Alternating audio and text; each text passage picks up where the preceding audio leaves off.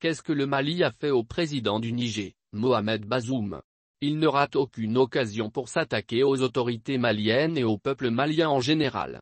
Et le plus souvent sur les médias internationaux français.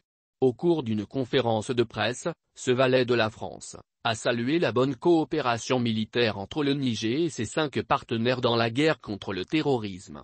Il a aussi particulièrement salué l'engagement de la France au Sahel.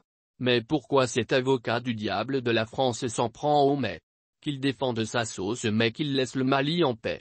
Qu'il s'occupe des affaires intérieures de son pays, un pays de tradition de coup d'État. Un des pays les pauvres de la Terre. Un pays confronté à une insécurité alimentaire chronique. La liste est très longue.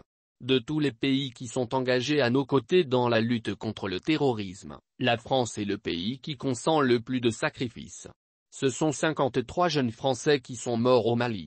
J'ai entendu des gens dire que si les Français sont là et que les problèmes ne sont pas réglés, c'est que ce sont eux qui sont à la base.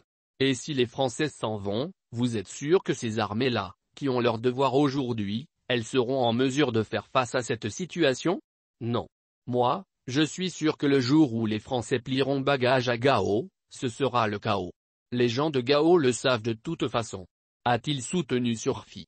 Et d'ajouter, je suis totalement désolé de la campagne qui est menée contre eux.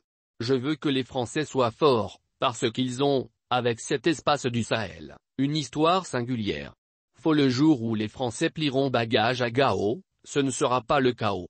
Avant l'arrivée des Français, il n'y avait pas le chaos.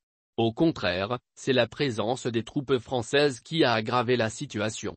Bientôt 9 ans, aucun résultat probant. Dites au président nigérien de s'occuper de son pays. Gao était là avant l'indépendance et nous attendons la réaction du gouvernement malien pour recadrer Mohamed Bazoum.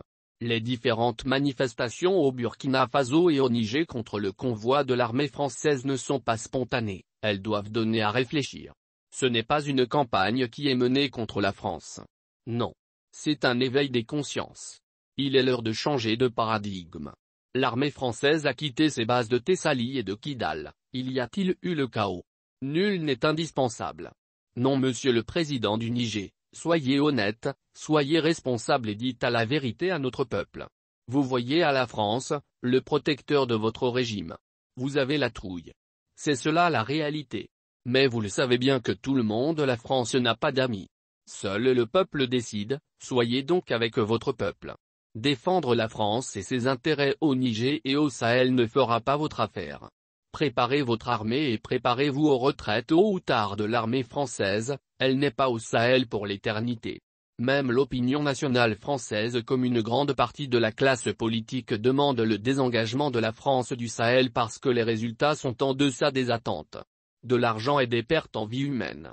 Mohamed Bazoum et ce valet de la France est une déception pour l'Afrique. Cet ancien rebelle devenu président de la République est un pire pion de la France. C'est le président le plus maudit de l'histoire du Niger. Il n'est même pas un vrai Nigérien et il veut créer un conflit entre le Mali et le Niger. Il a la trouille, soutient un étudiant nigérien. En somme, Mohamed Bazoum, le président du Niger est un lâche. Il n'échappera pas. Dans l'histoire, tous les chefs d'État africains avocats du diable de la France ont fait les frais. Ils ont été lâchés. C'est un lâche. En disant que les armées nationales des pays du Sahel ne peuvent pas faire face aux djihadistes en cas de départ des forces françaises, il prouve à la face de son peuple qu'il est incapable d'assurer sa sécurité. Au lieu de construire son armée, il se base sur l'armée d'un autre pays.